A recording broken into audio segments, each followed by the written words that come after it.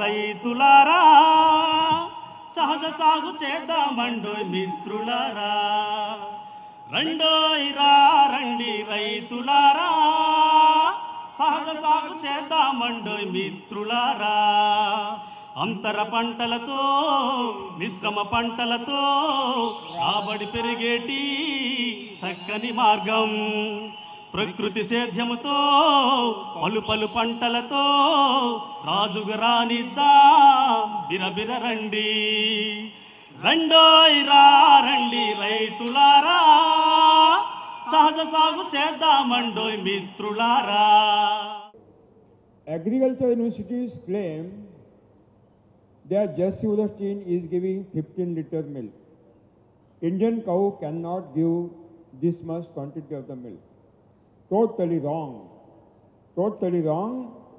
The claim of agriculture universities, basically, agriculture universities are misguiding the nation, misguiding the people also. వ్యవసాయ విశ్వవిద్యాలయాల వారు కేవలం Jersey హోల్స్టైన్లు మాత్రమే రోజుకు 15 లీటర్ల పాలు ఇవ్వగలవు. భారతీయ దేశవాళీ ఆవులు అంత ఎక్కువ మోతాదులో పాలు ఇవ్వలేవు అని చెబుతూ ఉంటారు. నిజానికి ఇది కూడా దేశాన్ని తప్పుత్రోవ పట్టించడమే.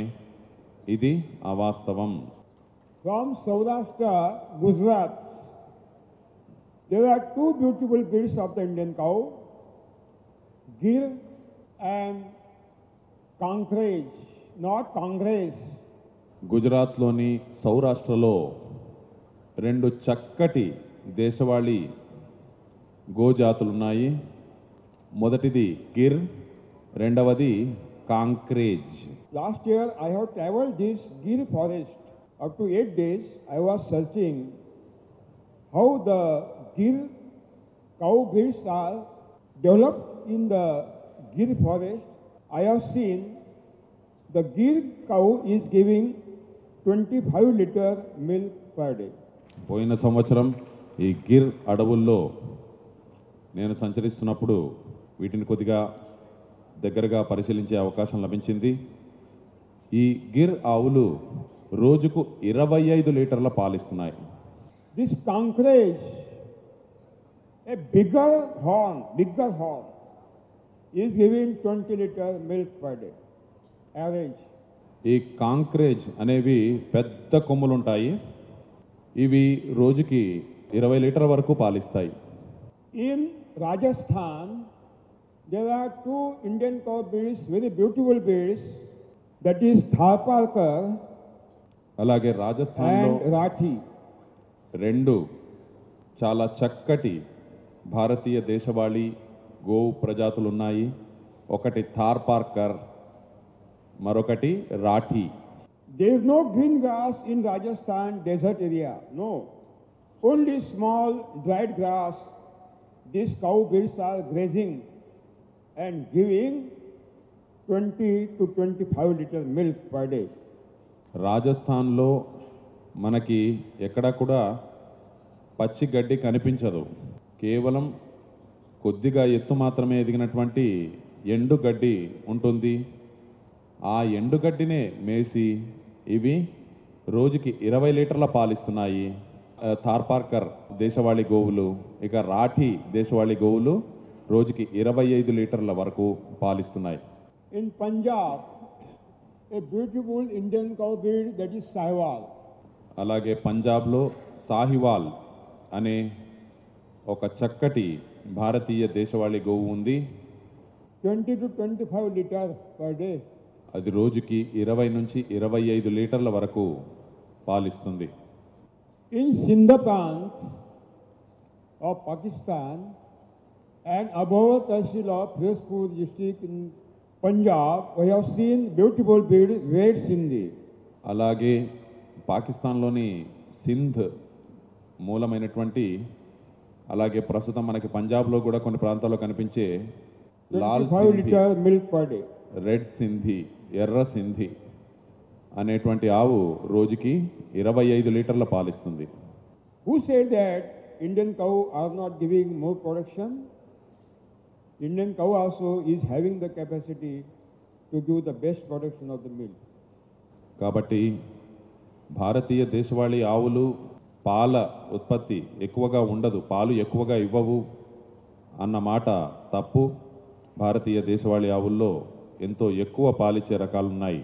Basically, there is no big development program in India so that we can increase the potential capacity of the milk production. అయితే ఇక్కడ సమస్య ఏమిటంటే భారతదేశంలో ఈ సంతతిని మెరుగుపరిచే కార్యక్రమాలను చేపట్టడం లేదు. ఆవుల విషయంలో, ఈ గోవుల విషయంలో సంతతిని మెరుగుపరిచేటట్లయితే తప్పకుండా మనం చక్కటి ఫలితాలు సాధించగలం. But outside India, it is happened. Too far away in the South American countries, on the both bank of the Amazon River, there are Chile, Brazil.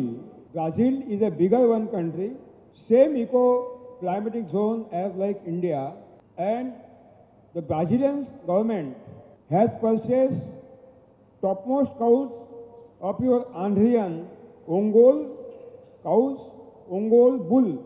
Again, they have purchased topmost bull and cows of Saiwal from Punjab. They have purchased topmost breeds, bulls and cows from Saurashtra, Gir, Kankrej, and from Rajasthan, Harpal and Rathi. అయితే ఈ సంతతిని మెరుగుపరచడం అనేటువంటి పనిని మనకు ఎంతో దూరంలో దక్షిణ America ఖండంలో అమెజాన్ నదికి ఇరుప్రక్కల ఉన్నటువంటి బ్రెజిల్ మరియు చిలీ దేశాలలో జరిగింది. ఈ బ్రెజిల్ వాతావరణం చాలా వరకు భారతీయ వాతావరణానికి దగ్గరగా ఉంటుంది. వారు మన భారతదేశం నుంచి, మన ఆంధ్రప్రదేశ్ నుంచి చక్కటి ఒంగోలు ఆవులను అలాగే ఒంగోలు ఎద్దులను కొనుగోలు చేసి తీసుకువెళ్ళారు. అలాగే పంజాబ్ నుంచి సాహివాల్, అలాగే గుజరాత్ నుంచి ఈ గిర్ మరియు కాంక్రేజ్, అలాగే రాజస్థాన్ నుంచి ఈ తార్పార్కర్, రాఠీ, ఇటువంటివన్నీ కూడా ఈ జాతులని ఆవులు ఎద్దులను వారు మన దగ్గర నుంచి వారి దేశానికి తీసుకువెళ్ళారు. Then Brazilian breeder scientist has done the inbreeding in between the Indian cow breeds. Inbreeding. No foreign cow. One Indian bull is fed another breed of the Indian cow. Inbreeding. After 12 years, continuous breeding research process was completed. The government of India, the science of Brazil, had developed a beautiful Indian cow breed. Name is given Brahmin. ఆ బ్రెజిల్కి చెందినటువంటి ఈ ప్రసిద్ధమైనటువంటి శాస్త్రవేత్తలు ఎంతోమంది ఈ కేవలం భారతీయ go సంతతి మధ్య సంతతి మెరుగుపరిచేటువంటి కార్యక్రమాన్ని చేపట్టారు.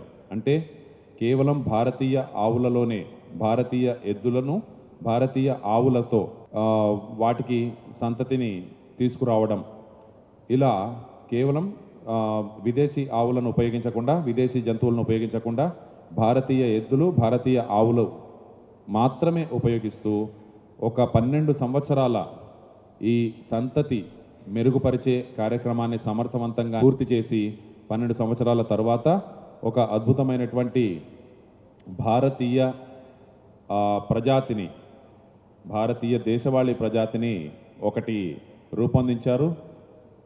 దానికి వారు బ్రాహ్మిన్ అనే పేరు పెట్టారు. In one international milk competition, this Brahmin Indian breed has given 64 liter milk per day.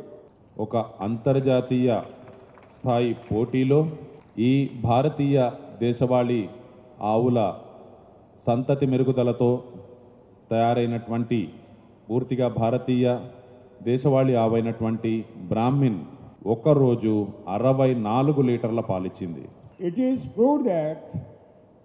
proved that Indian cow breed also is having the capacity to give the potential topmost yield of the milk. They have achieved 64 liters per day.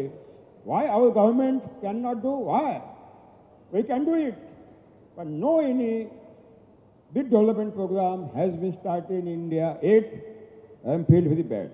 కాబట్టి మన దేశం నుంచి ఆవులను ఎడ్లను తీసుకువెళ్ళి వారు వాళ్ళ దేశంలో ఈ సంతతిని మెరుగుపరిచే కార్యక్రమాన్ని సమర్థవంతంగా చేపట్టి ఇంతటి విజయాన్ని సాధించగలిగారంటే మరి అటువంటి సామర్థ్యం మన గోవులలో ఉంది. ఆ పనిని మన దేశంలో ఎందుకు సక్రమంగా నిర్వర్తించడం లేదన్నది అర్థం కాని విషయం. From Patna to Allahabad, on the both bank of the Ganga river, there is a beautiful breed of the Indian cow. It is called Ganga Tiri. Ganga Tiri. Very beautiful, white color, fish, not giving more than 2 liters per day. Patna నుంచి అలహాబాద్ వరకు గంగా నదికి ఇరువైపులా కూడా ఒక ప్రత్యేకమైనటువంటి భారతీయ దేశవాళీ ఆవు కనిపిస్తుంది. అది గంగా తీరి. గంగా తీరంలో ఉండడం వల్ల దాన్ని గంగా తీరి అంటారు. అయితే అది రోజుకి 2 లీటర్లకు మించి పాలిచ్చేది కాదు. In Banaras, there is our own breed development program center. They are feeding the fodder naturally grown, which is grown on Jivamrutam, and they started the inbreeding program very fantastically. Last year there was my workshop at Banaras, and they have shown me within 6 years that Ganga Tiri, which was given 2 liters per day, I have seen now it is giving 18 liters per day also. ఈ గంగా తీరి అనే భారతీయ దేశవాళీ ఆవును తీసుకుని బెనారస్లోని ఒక మనకి సన్నిహితమైనటువంటి స్వచ్ఛంద సంస్థ వారు ఈ గంగా తీరి సంతతిని మెరుగుపరిచే కార్యక్రమాన్ని చేపట్టారు. వాటికి కేవలం ఈ జీవామృతంతో మన ప్రకృతి సిద్ధంగా ప్రకృతి పెట్టుబడి లేని ప్రకృతి వ్యవసాయంలో పండించినటువంటి మేతనే పెడుతూ ఎన్నో జాగ్రత్తలు తీసుకుంటూ ఆ గంగా తీరి సంతతిని మెరుగుపరిచే కార్యక్రమాన్ని వారు విజయవంతంగా చేపట్టారు. 6 ఏళ్ల తరువాత పోయిన సంవత్సరం అక్కడ నా శిక్షణ శిబిరం ఉన్నప్పుడు అక్కడికి వెళ్ళి చూస్తే మొదట్లో కేవలం రోజుకి 2 లీటర్ల పాలు మాత్రమే ఇచ్చినటువంటి ఈ గంగా తీరి పోయిన సంవత్సరం 18 లీటర్ల వరకు పాలు ఇవ్వగలిగింది. సంతతిని మెరుగుపరిచి సరైన జాగ్రత్తలు తీసుకుంటే అటువంటి సత్ఫలితాలు ఉంటాయి. In western Maharashtra, Pune to Kolhapur, even in the North Karnataka also, there is a beautiful breed of Indian cow. It is called Khillar. Beautiful bullocks, strong for agriculture work and running also. Beautiful breed, whitish color, sundar, fantastic, marvelous in not giving 1.5 liters per day. అలాగే పశ్చిమ మహారాష్ట్రలోని పూణే నుంచి కోల్హాపూర్ వరకు, అలాగే ఉత్తర కర్ణాటకలో కూడా ఖిల్లార్ అనే భారతీయ దేశవాళీ ఆవులున్నాయి. వాటి ఎద్దులు ఎంతో దృఢమైనవి, ఎన్నో బలిష్టమైనవి. అవి వ్యవసాయానికి బాగా ఉపయోగపడతాయి. ముఖ్యంగా పరుగు పందాలకి వీటికి చాలా బాగా ఉపయోగపడతాయి. చాలా బాగా వాటిని ఉపయోగిస్తూ ఉంటారు. ఎంతో తెల్లగా అందంగా ఉంటాయి. అయితే వ్యవసాయానికి ఇవి బాగా ఉపయోగపడుతున్నప్పటికీ అవి రోజుకి 1-2 లీటర్లకు మించి ఆవులు పాలిచ్చేవి కావు. In Pune district, Indapur Taluk, there is one village, Loni Devkar. Majid Pathan is a Muslim family, continuously keeping this Khillar cow since hundreds of years. They are very interested in the Khillar development. They have started Khillar breed program in their own cost, and now I have seen which Khillar cow was giving only 1.5 liter, now it is giving 16 to 18 liters. ఈ పూణే జిల్లాలో ఒక కుగ్రామంలో మాజిద్ పఠాన్ అనేటువంటి ఒక వ్యక్తి, వారు పరంపరాగతంగా వంశపారంపర్యంగా ఈ భారతీయ దేశవాళీ ఆవులను సంరక్షించడం మీద ఎంతో మక్కువ కలిగినటువంటి వారు. ఆయన వ్యక్తిగతంగా ఈ ఖిల్లార్ ప్రజాతికి చెందినటువంటి దేశవాళీ ఆవుల సంతతిని మెరుగుపరిచే కార్యక్రమాన్ని చేపట్టారు. వందల సంవత్సరాలుగా వారు ఎంతో అంకిత భావంతో ఈ గోసేవ చేస్తూ ఉన్నారు. ఈయన చేపట్టినటువంటి చర్యల ఫలితంగా గతంలో కేవలం 1.5 లీటర్లు మాత్రమే రోజుకి పాలిచ్చేటువంటి ఈ ఖిల్లార్ ఆవులు ప్రస్తుతం 16 నుంచి 18 లీటర్ల వరకు కూడా పాలివ్వగలుగుతున్నాయి.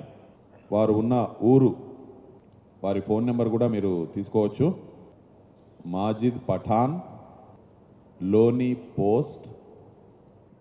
He is a non-vegetarian Muslim, pray in the masjid 5 times in a day, very fond of Deshi cow. His address and phone number, you can go and visit the model. Majid Pathan, Loni Devkar post, Taluk Indapurulu, Indapur taluk, Pune జిల్లా, Maharashtra. Phone number 9860122204, 9422322506.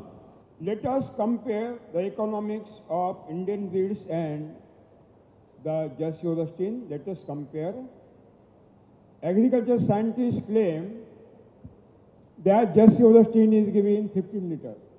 అయితే ఈ Average. Jersey మరియు భారతీయ దేశవాళీ ఆవులలో ఏది ఎక్కువ లాభదాయకం అనే విషయమై మనం పరిశీలిద్దాం. You are not getting in the winter more than 25 rupees per liter the cost.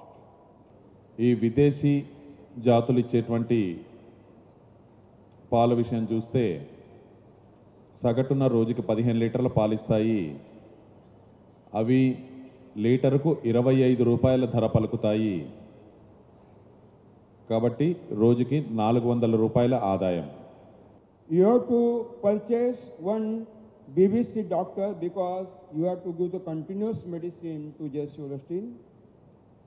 A topmost, highly costly fodder and AC. There is no AC to the father and mother, AC to Jersey Holstein, and giving 400 rupees in one day. Our Gir, Indian cow, ఈ 15 లీటర్ల కోసం వాటికి నిరంతరం ఏదో ఒక మందులు పెడుతూనే ఉండాలి. కాబట్టి నిరంతరం ఆ మందులు, ఆ వైద్యుడు కూడా, పశు వైద్యుడు మనకు అందుబాటులో ఉండాలి. అదొక ఖర్చు. పైగా దానికి ఎంతో నాణ్యమైనటువంటి మేతను మనము తినిపించాలి. అది కాకుండా మన తల్లిదండ్రులకు ఎయిర్ కూలర్ను పెట్టినా పెట్టకపోయినా దీనికి మాత్రం పెట్టాలి. Indian cow is given 20 to 24 liter, 25 liter, but I will not say because for your consumption. We say only 10 liter for your satisfaction. భారతీయ దేశవాళీ ఆవులు నిజానికి గిర్ 20 నుంచి 25 లీటర్ల వరకు కూడా ఇస్తాయి. అయినప్పటికీ మనం ప్రస్తుతానికి 10 లీటర్లే ఇస్తున్నాయి అనుకుందాం.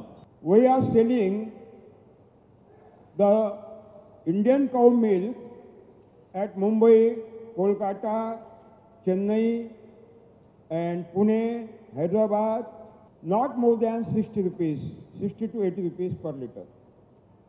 That means 600 rupees. Here, Jersey Holstein 400. There is no profit because entire money has gone into feed, AC and doctor. Gir is feeding in the forest, no doctor. Giving 10 liter, multiply 60, 600 rupees. Cost of production is negligible.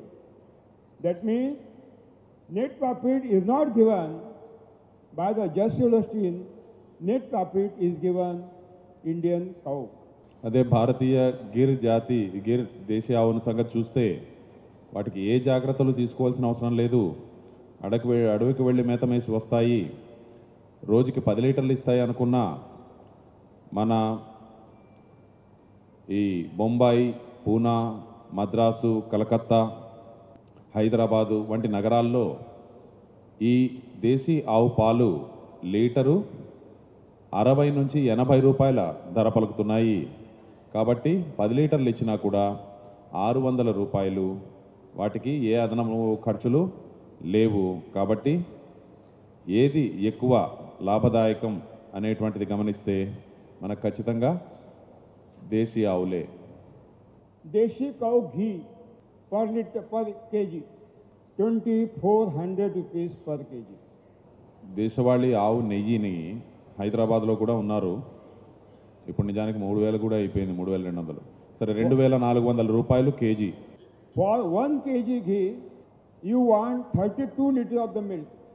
ఒక్క For 1 KG kg ghee, you want 32 liters of the milk. Below 2400, it is not possible to sell. But somebody are selling 500, 600 rupees. I think that it is not a Deshi ghee. It is not possible at all. But Jersey Holstein ghee per kg only 600. That means Indian cow 2400 rupees per kg, the foreign breed 600. Indian cow are giving 4 times more money by the ghee than foreign breeds. కాబట్టి ఈ భారతీయ దేశవాళీ ఆవు ఇచ్చే పాలతో వాటిని మజ్జిగ తయారు చేసి చిలికి ఇలా చేయడానికి 1 కిలో నెయ్యి తయారు చేయడానికి 32 లీటర్ల పాలు అవసరమవుతాయి. కాబట్టి 24,400 రూపాయలకి తక్కువకి ఇచ్చే అవకాశమే లేదు నిజమైనటువంటి స్వచ్ఛమైనటువంటి దేశవాళీ ఆవు నెయ్యిని. అయితే కొందరు 500-600 రూపాయలకే ఇస్తున్నారు అంటే అది కొద్దిగా సందేహించవలసి ఉంటుంది. అయితే ఈ విదేశీ సంతతికి చెందినటువంటి ఆ జంతువుల నెయ్యి కిలో 600 రూపాయల ధర పలుకుతూ ఉంటుంది. కాబట్టి దానికి దాదాపు 4 రెట్లు ఎక్కువ ధర ఈ దేశీ ఆవు నెయ్యి పలుకుతుంది. కనుక దేశీ ఆవు పెంపకం అనేది ఖచ్చితంగా ఎంతో లాభదాయకం. The pair of the younger bullock of Ongole, beautiful younger bullock pair, 2 bullocks pair, what is the cost? Ongole? మన దగ్గర ఒంగోలు 2 గిత్తల జత అంటారు కదా, 2 lakh జత. rupees, 1 lakh rupees? 1 lakh rupees. లక్ష రూపాయలు జత. 1 lakh rupees, okay? Two bullock pair of Jersey Holstein, what is the cost? 0. That means if we will see the economics of the comparative study of Indian cow and Jersey Holstein, we see the net profit is given multiple. Net profit has been given only by Indian cow, not Jersey Holstein, not Jersey Holstein. కాబట్టి మొత్తం మీద చూసుకుంటే నికర ఆదాయము ఈ భారతీయ దేశీ ఆవుల నుంచే మనకు ఎక్కువగా ఎన్నో రెట్లు ఎక్కువగా వస్తుంది తప్ప ఈ జెర్సీ హోల్స్టైన్లతో కాదు అని అర్థమవుతూ ఉంది. By the respiration of Jersey Holstein, maximum methane is emitted, and methane is a greenhouse gas which is responsible for global warming and climate change. Indian cow is not emitting methane because there is no constipation in the stomach of the Deshi cow, Indian cow. ఈ Jersey హోల్స్టీన్లు వదిలిపెట్టేటువంటి శ్వాస ప్రక్రియ ద్వారా వదిలిపెట్టే గాలిలో methane ఉంటుంది.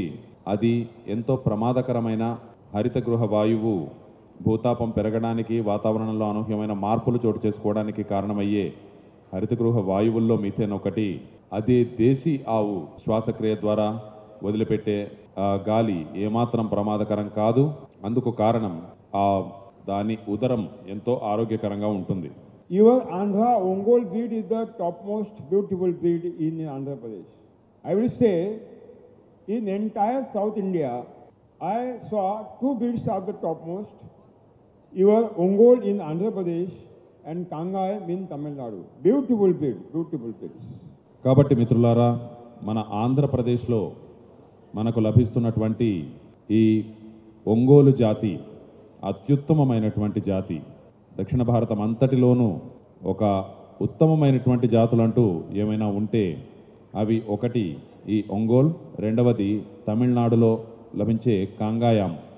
In high hill area of the Kerala, there are small Indian cow breeds, Vechur, Malnad Gidda, Highland Dog, Kasaragod Gidda, Wayanad Gidda, small, not giving 1 liter more than 1 liter.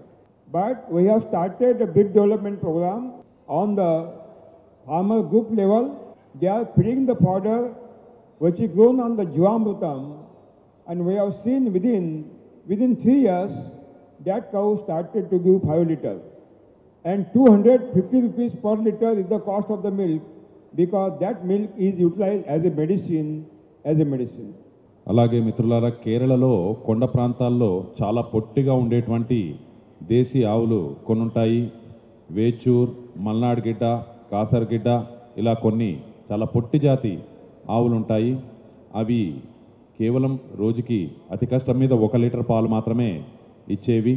అటువంటిది ఒక సంస్థతో వాటి సంతతిని మెరుగుపరిచే కార్యక్రమాన్ని చేపట్టి వాటికి ఈ పెట్టుబడి లేని ప్రకృతి వ్యవసాయంలో పండించిన మేతనే పెడుతూ ఇలా జాగ్రత్తగా వాటిని పెంచుతూ వస్తూ ఉండడంతో కేవలం 3 ఏళ్లలోనే అవి రోజుకి 5 లీటర్ల వరకు కూడా పాలిచ్చే స్థాయికి వచ్చాయి. అవి వాటి పాలు ఎన్నో ఔషధ విలువలు కలిగినవి అని పేరు. అందుకే వాటి పాల ధర లీటరు 250 రూపాయలు. For big development program, we have to select topmost milk yielding cow, which is giving maximum yield of the milk per day. Then we have to select the calf of that cow for bull purpose. Then we have to develop that bull, and when that bull will be utilized for future generations, in second generation, which cow is giving highest quality of the milk, we have to select that cow, and from that cow, again we have to select the bull. We have to continue this breed selection program continuously up to minimum 6 years. Then you will get the best production of the milk, and it is very essential. It is very essential. ఈ సంతతిని మెరుగుపరచడానికి మనం చేయవలసినది ఏమిటంటే, ఏ ఆవైతే ఎక్కువ ఆరోగ్యకరంగా ఉండి ఎక్కువ పాలిస్తూ ఉంటుందో ఆ ఆవు ఈనినటువంటి ఒక గిత్తను ఈ సంతతి కోసం అని చెప్పేసి ఎద్దుగా ఉపయోగించడానికి అటువంటి ఆవు ఆరోగ్యకరంగా ఎక్కువ పాలిచ్చేటువంటి ఆవు కన్నటువంటి ఈనినటువంటి ఎద్దును తీసుకోవాలి. అలాగే ఆ ఎద్దుకు కూడా ఇలా ఎక్కువ పాలిచ్చేటువంటి ఆవు చేత ఈనబడినటువంటి ఆవునే తీసుకోవాలి. తరువాత వీటి ద్వారా పుట్టినటువంటి ఆ ఎద్దుకు మళ్ళీ దానికి తగినటువంటి ఆవును, ఇలా ఎంతో జాగ్రత్తగా మనము సంతతిని మెరుగుపరిచే కార్యక్రమం ఒక 6 సంవత్సరాల పాటు చేస్తే మనము అద్భుతమైనటువంటి ఫలితాలు పొందగలం. New Zealand, Australia, Sweden, Germany, Brazil, these countries are importing Indian cow in their own countries. And Indian government, Indian people are importing foreign cow in India. I think that because of the lack of the awareness about the importance of the Indian cow. We have to create the awareness. There should be a big campaign in India about the importance of the local cow, and you will do it. ఒక పక్కన Australia, New Zealand, Sweden, Germany, Brazil లాంటి దేశాలు భారతదేశానికి వచ్చి ఇక్కడి దేశవాళీ ఆవులను కొనుగోలు చేసి వారి దేశాల్లో ఈ సంతతిని మెరుగుపరిచి భారతీయ దేశవాళీ ఆవుల సంతతిని అభివృద్ధి చేస్తూ ఉంటే మనము విదేశీ ఆవులను పెంచుకుంటూ ఉన్నాం. దీనికి కారణం కేవలం జ్ఞానం, వాటికి సంబంధించినటువంటి వాటి విలువ తెలియకపోవడమే. India is having 35 crore acre land for cultivation. If traditional method of Paramparik Bharatiya Krishi, which is based on cow dung manure, which is the program of the government of India, should continue in India, then we want 350 crore local Indian cows. Because what I have given the trials on the FYM cow dung manure, I have found that if you want similar production per acre as in chemical farming you are getting, You want to utilize 18 to 20 cartloads of the FOM per acre every year. For that purpose, you have to keep 10 cows, 10 deshi cows. That means 35 crore acre land multiplied by 10 cows, 350 crore cows we want. If the government of India will continue Paramparik Krishi, which is based on cow dung manure, now in India is having only 8 crore local cow, 8 crore. We want 350 crore. We have 8 crore. In dream also, it is totally impossible to continue this Indian traditional method of the farming, which is based on cow dung manure. భారతదేశంలో మొత్తం వ్యవసాయ యోగ్యమైన భూమి 35 కోట్ల ఎకరాలుంది. మన భారత ప్రభుత్వం ఆలోచిస్తున్నట్లుగా భారతదేశంలో వ్యవసాయ యోగ్యమైనటువంటి భూమిలో అంతా కూడా మన పరంపరాగతమైనటువంటి వ్యవసాయాన్ని కొనసాగించాలి అనుకుంటే అందుకోసం మనకి 350 కోట్ల ఆవులు, మన దేశవాళీ ఆవులు అవసరమవుతాయి. ఈ విషయమై ఎన్నో ప్రయోగాలను చేసి చూశాను.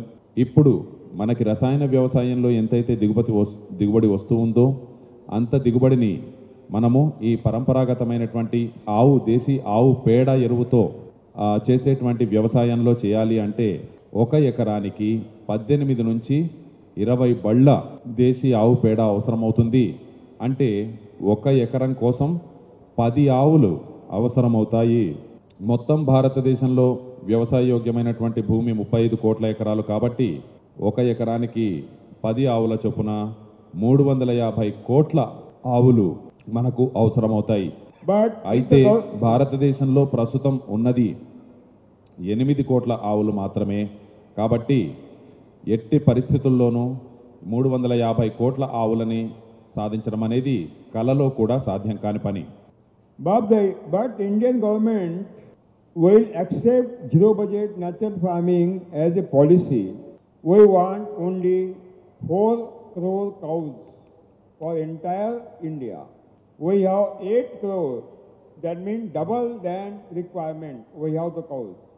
Cow is not the problem, but cows are concentrated in specific area, just like Saurashtra, North Gujarat, Rajasthan, Bundelkhand, here Chhattisgarh, Marathwada, Vidarbha, Telangana, Uttar Karnataka, and some part of the northeast. Rest of the area, no cow. There should be one effort to purchase the cows from Rajasthan and all other saturated area and to give available to those people, those farmers which are not having the local cow. It can be done on the government level. It is very easy task. We are ready to give the free of cost cows from Bundelkhand. Only you have to go there and we have to bring the cow. మన భారత ప్రభుత్వం మన దేశంలో ఉన్న వ్యవసాయ యోగ్యమైన భూమిని అంతటినీ ఈ పెట్టుబడి లేని ప్రకృతి వ్యవసాయ విధానం చేయాలనుకుంటే భారతదేశంలో ప్రస్తుతం వ్యవసాయ యోగ్యమైనటువంటి భూమిని అంతటినీ ఈ పెట్టుబడి లేని ప్రకృతి వ్యవసాయం చేయడానికి కావలసిన ఆవుల సంఖ్య 4 కోట్లు మాత్రమే. మన వద్ద ప్రస్తుతం ఉన్న ఆవులు సంఖ్య 8 కోట్లు. మనకు కావలసినది 4 కోట్లే. అంటే కావలసిన దానికంటే రెట్టింపు సంఖ్యలో ఆవులున్నాయి. అయితే కేవలం కొన్ని ప్రాంతాల్లో మాత్రమే అవి కేంద్రీకృతమై ఉన్నాయి. సౌరాష్ట్ర, ఉత్తర గుజరాత్, రాజస్థాన్, బుందేల్ఖండ్, ఛత్తీస్గఢ్, మరాఠ్వాడా, తెలంగాణ, అలాగే ఉత్తర కర్ణాటక, అలాగే మన దేశంలో ఈశాన్య భారతంలోని కొన్ని ప్రాంతాలు, ఇలా కొన్ని ప్రత్యేకమైనటువంటి ప్రాంతాల్లో మాత్రమే మన దేశవాళీ ఆవులు కేంద్రీకృతమై ఉన్నాయి. వాటిని మిగతా ప్రాంతాలకు కూడా వారితో సంప్రదించి చేరవేసేటువంటి కార్యక్రమాన్ని చేపడితే ఇది ఏమాత్రం కష్టసాధ్యం కాదు. బుందేల్ఖండ్లో ఉన్నటువంటి అనేకములైనటువంటి ఆవులని ఉచితంగా ఇవ్వడానికి అక్కడి వారు సిద్ధంగా ఉన్నారు. కాబట్టి దీనికి సంబంధించినటువంటి విధి విధానాల్ని అమలు చేసినట్లయితే మనకు ఆవుల కొరత ఏమాత్రం లేదు. Every year, lakhs of the cows, Indian cows, are going to slaughterhouses for cutting. Lakhs of. Why these cows are going to slaughterhouses? Goshala will not save the cow. Goshalas will kill the cow. Because to continue Goshala is not easy task. It wants bigger money, nobody is giving the money. Goshala will not save the cow. Only the farmers will save the cow. Only the farmers will save the cow. ప్రతి సంవత్సరం లక్షల సంఖ్యలో ఆవులు కబేళాలకు తరలిపోతూ ఉన్నాయి. వీటికి పరిష్కారం గోశాలలు కాదు. గోశాలల నిర్వహణ అత్యంత ఖర్చుతో కూడుకున్న పని, అడుగడుగు విరాళాల అవసరం ఉంటుంది. కాబట్టి గోశాలలు గోవులను సంరక్షించడానికి పరిష్కారం కాదు. కేవలం రైతులు మాత్రమే ఈ గోవులను సంరక్షించగలరు. Agents, dalal of slaughterhouses purchase the cow from the cow market, and then cows are going to slaughterhouses. Why cows are coming in the market? Because farmers are selling the cows for market. Why farmers are selling? Farmers say, it is my mother, cow mother, Gomata. He worships the cow. Why is selling? Because of the great losses in the agriculture by chemical farming and by organic farming. Cost of production is high, no production, and by natural calamities, entire crop is totally fall, totally destroyed. No money. There is a great loan of the bank and money lender. He cannot refund the loan, and he wants money to purchase seed, fertilizer, insecticide, and tractor. Nobody is giving money. If he will not take the money, he will not spend the money in the agriculture, he will not purchase the seed and fertilizer, and their crops will be totally failure. So at the end point, he commits to sell the cow in the market.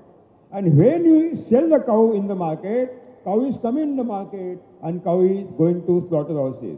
But when the farmer will not sell the cow, cow will not go to the slaughterhouses at any cost. Cow will not go to slaughterhouses. ఈ కబేళాలకు ఆవులు ఎక్కడి నుంచి వెళుతున్నాయి? దళారీలు తీసుకువెళ్తున్నారు. ఈ దళారీలు ఎక్కడి నుంచి తీసుకువెళ్తున్నారు? ఈ ఆవులను అమ్మే ఈ బజారు నుంచి తీసుకువెళ్తున్నారు. ఆవులను అమ్మే బజారుకి ఆవులు ఎందుకు చేరుతున్నాయి? నిజానికి గోమాత అంటూ పిలుచుకుంటూ ఆవుని తన తల్లిగా భావించేటువంటి రైతు బజారులో ఆ ఆవును అమ్మవలసినటువంటి దుస్థితి ఎందుకు వచ్చింది?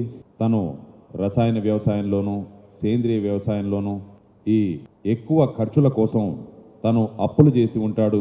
వాటికి కావాల్సినటువంటి ఈ విత్తనాలు, అలాగే క్రిమిసంహారకాలు, వీటి కోసం ఎంతో ఖర్చులు చేసి ఉంటాడు. వాటికి తగినటువంటి ఫలితాలు రావు. పైగా ప్రకృతి విపత్తులతో మొత్తం పంటంతా నాశనం అయిపోతుంది. తను చేసినటువంటి అప్పులు తీర్చలేడు. మళ్ళీ వ్యవసాయం చేయాలంటే మళ్ళీ విత్తనాలు కొనాలి, మళ్ళీ ఎరువులు కొనాలి, మళ్ళీ ఈ మందులన్నీ కొనవలసి ఉంటుంది. అందుకు చేతిలో డబ్బులుండవు, అప్పు ఇచ్చేవాడు ఉండడు. కాబట్టి ఈ విధంగా పూర్తిగా నష్టపోయి మరి ఇంకో దారి లేక తప్పనిసరి పరిస్థితుల్లో నిస్సహాయుడై తను తల్లిగా భావించేటువంటి గోవుని కూడా ఇలా బజారుకి పంపిస్తాడు. కాబట్టి మన వ్యవసాయాన్ని అనుసరించినట్లయితే ఇక తను బజారు నుంచి కొనవలసింది ఏమీ ఉండదు. కాబట్టి ఈ ఆవుల్ని పూర్తిగా తానే రక్షించగలుగుతాడు. Before listening my workshop, farmers are selling the cow because they do not know the importance of the cow. But after listening my 9-day workshop, everybody is searching the cow, where there is a cow, where there is a cow, because they know the importance of the cow.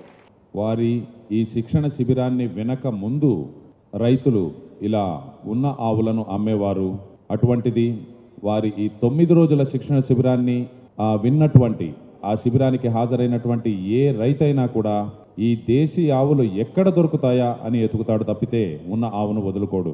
So if you want to save the cow, Indian cow, no morcha, no Goraksha Andolana, not necessary at all, no violence, only zero budget natural farming can save the cow, and that is the ultimate truth. కాబట్టి మీరు నిజంగా go సంరక్షణ చేయాలి అనుకుంటే పెద్ద పెద్ద ఉద్యమాలు ఏమీ చేయనవసరం లేదు. అలాగే భారీ గోశాలలు నిర్వహించవలసినటువంటి అవసరం లేదు. అనవసరమైనటువంటి హింసాయుతమైనటువంటి చర్యలకి పాల్పడవలసినటువంటి అవసరము లేదు. కేవలం పెట్టుబడి లేని ప్రకృతి వ్యవసాయం. ఈ వ్యవసాయం ఒక్కటి మీరు చేశారంటే ఈ గోసేవ ఎంతో సమర్థవంతంగా జరుగుతుంది. If you have just immediately you call your home, discard the cows in the forest, discard the cow, and purchase one local cow and take 30 acre crop by ZBNF.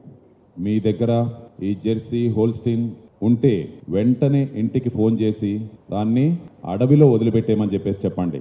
వెంటనే ఒక దేశవాళీ ఆవును కొని ఒక్క ఆవుతో 30 ఎకరాల సేద్యం చేయండి.